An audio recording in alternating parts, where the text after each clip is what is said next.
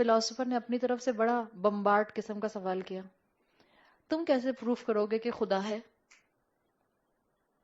تو بدو نے کیا کہا؟ بدو نے چلتے چلتے خاموشی سے کیمل پو کی طرف اشارہ کر دیا، وہاں پڑی ہوئی تھی، استعرق البئر البعیر. اس نے کہا یہ کیمل پو بتا رہی ہے کہ یہاں سے کیمل گزرا ہے.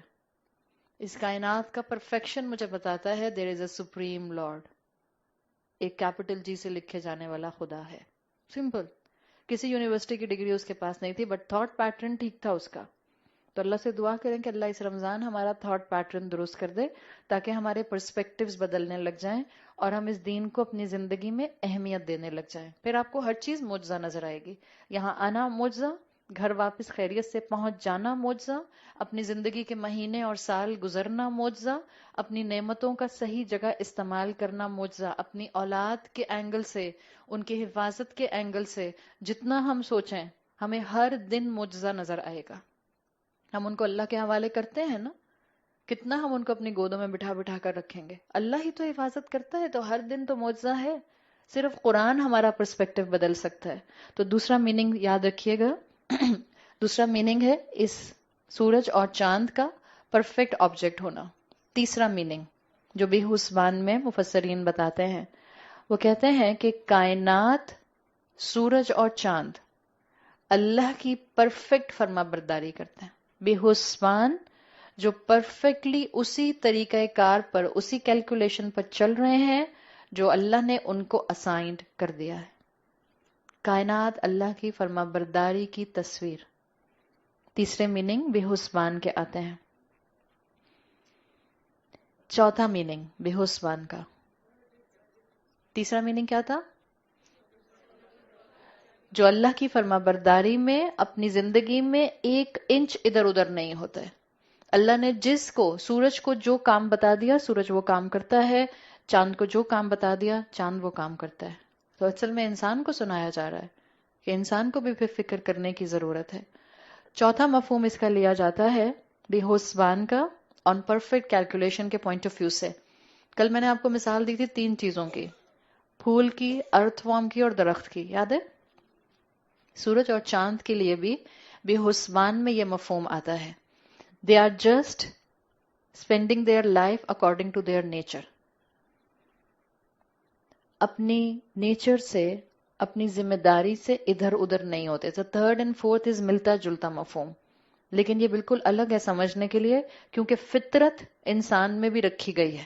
انسان بار بار اپنی فطرت سے نیچے آتا ہے. ہم اپنی فطرت سے باٹم لائن پر جاتے ہیں اور نیچے جاتے ہیں. 2 لائنز یاد ہیں؟ ہر مخلوق کی 2 لائنز اور انسان کی just one line. The bottom line is the fitra line. انسان بار بار اس باٹم لائن سے نیچے گرتا ہے.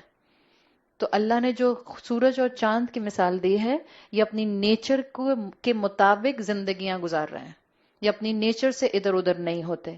5th مفہوم بے حسبان کا، this is the final one.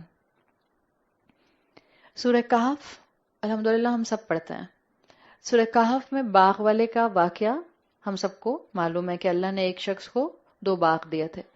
سورہ کہف میں آتا ہے اسی باغ والے کے لیے کہ جس نے تکبر کیا تھا اور اپنے ساتھی کے ساتھ اپنے اس باغات کو اپنا کریڈٹ سمجھا تھا، جس کے اوپر آیت آئی تھی او یرسل علیہا حسبانا من السماء فتصبح صعیدا زلقا.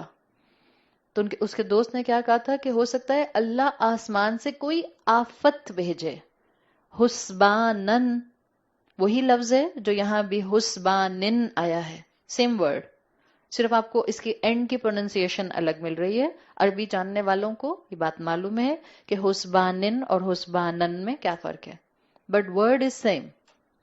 سورہ کہف میں آیا تھا او یرسل علیہا کہ اللہ بھیجے آسمان سے اس باغ پر حسبانن کوئی طوفان.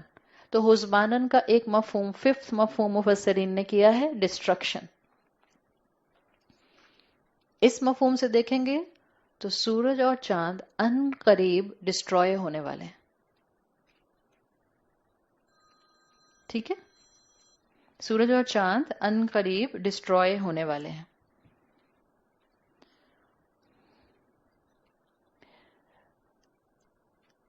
تو قیامت کے سائنز میں سے ایک سائن ہوگا جو آپ کو احادیث سے پتہ چلتا ہے کہ سورج اور چاند کو اللہ تعالیٰ تباہ کر دے گا. قریش کو بتا دیا گیا، اور 1450 سال بعد آنے والے مسلمانوں کو جو اس وقت بیٹھے قرآن ہم سب پڑھ رہے ہیں ہمیں بتا دیا گیا.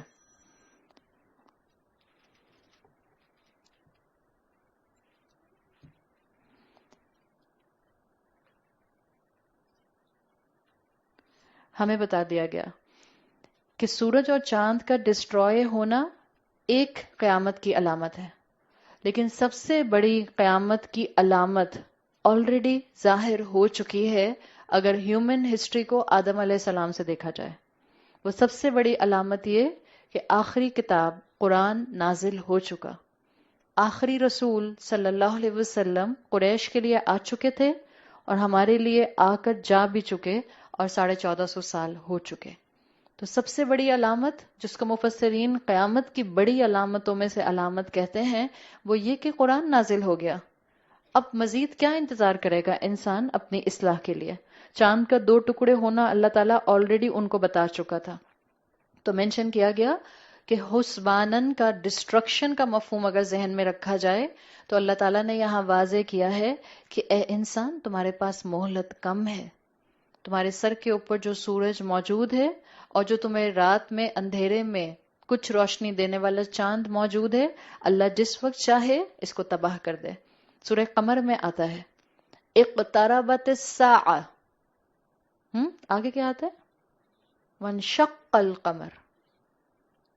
ساعہ قریب ہے، ساعتن قیامت کو کہتے ہیں، قیامت کی گھڑی، جب قیامت کی ڈسٹرکشن شروع ہو جائے گی. ایک ہے قیامت جو عربی میں آتا ہے القیامہ، اور ایک ہے الساعہ، دونوں میں فرق ہے. الساعہ وہ انیشیل سٹیپس ہیں جس سے قیامت کو شروع کیا جائے گا. تو اگر اس حساب سے دیکھا جائے تو مفسرین کہتے ہیں بحسبان میں ڈسٹرکشن کو بتا دیا گیا قریش کو اور ہر مسلمان کو جو قرآن پڑھے گا کہ ان قریب قیامت تو آئے گی، یہ دونوں تباہ ہوں گے اور قیامت بہت قریب ہے. سورۃ القمر میں کہا تھا اقتربت الساعہ، قیامت بہت قریب ہے. وانشق القمر اس لیے کہ چاند کو 2 ٹکڑے کر دیا گیا. اور چاند کو 2 ٹکڑے ہوئے 2 سال ہوئے کہ 1450 سال ہو چکے؟ چاند کو 2 ٹکڑے ہوئے بھی کئی سال ہو چکے. تو اب اس وقت بتایا جا رہا ہے کہ یہ جو سورج اور چاند تم کو وقت اور کیلنڈر کی اہمیت بتا رہے ہیں، اپنے وقت کا، اپنی زندگی کا بہترین فائدہ اٹھا لو. آیت نمبر 6 آگے اسی کریشن کی بات کو کنٹینیو کر رہی ہے کہ کریشن کی بات جو ہے وہ کس طرح سے سامنے آئے گی. وَالنَّجْمُ وَالشَّجَرُ يَسْجُدَانِ، اور ستارے اور درخت سب سجدہ کرتے ہیں، کر رہے ہیں یا کریں گے. سب سجدہ ریز ہیں. The best word in Urdu کہ ستارے اور درخت سجدہ ریز ہیں، سجدے میں ہیں. آپ دیکھیں یہاں پر پیچھے بھی آیت میں شمس اور قمر آیا تھا، اور یہاں پر بھی آپ کو 2 چیزیں ڈویلٹی میں نظر آ رہی ہیں، تثنیہ میں نظر آ رہی ہیں، نجم اور شجر، ساتھ ساتھ پیئر آ رہا ہے. اللہ نے کنیکشن بتایا. اگر آپ پیچھے سے جوڑیں گے اس آیت کو، آیت نمبر 6 کو آیت نمبر 5 سے جوڑیں گے. کیوں جوڑیں گے؟ آیت نمبر 5 شروع ہوئی تھی تو کوئی شروع میں واو تھا؟ ذرا پلٹ کے دیکھیں، آیت کے شروع میں کوئی واو ہے؟ کیسے شروع ہوئی آیت؟ الشمس. آیت نمبر 6 کیسے شروع ہو رہی؟ والنجم. اس کا مطلب ہے یہ آیت اسٹرانگلی کنیکٹڈ ہے. ویسے تو ہر آیت قرآن کی پچھلی آیت سے کنیکٹڈ ہوتی ہے، لیکن جہاں یہ آپ کو واو نظر آ جاتا ہے وہاں وہ پچھلی آیت کا ایگزیکٹ وہی والا کنیکشن آگے بڑھاتے ہوئے آیت بڑھ رہی ہوتی ہے.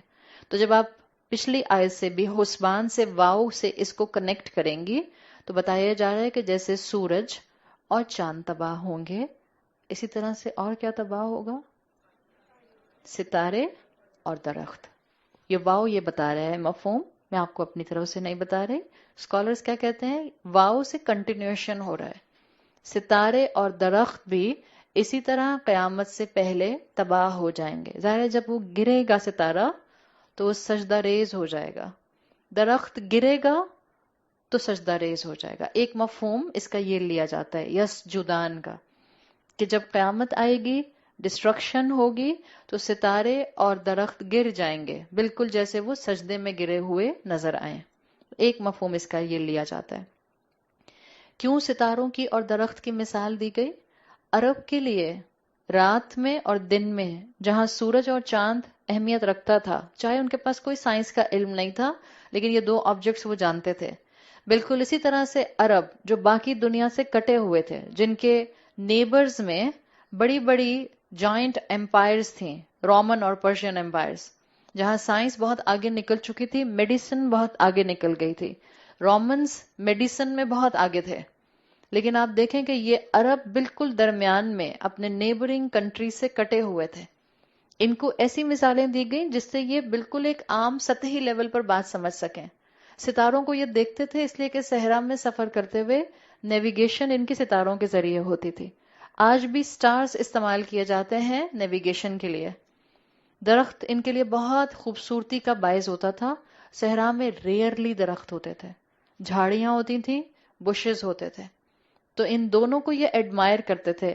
اگر آپ عربک جاہلی پوئٹری پڑھیں جس کے بارے میں آپ کو بڑے بہترین ردھم ملتے ہیں، اس عربک پوئٹری میں آپ کو نظر آئے گا کہ یہ شاعری میں ایڈمائر کرتے تھے رات کے ستاروں کو اور دن میں موجود درخت کے سائے کو. اور تیسری چیز ہوتی تھی عورت. ہاں، چوتھی چیز بھی تھی ان میں شاعری میں، صدقہ.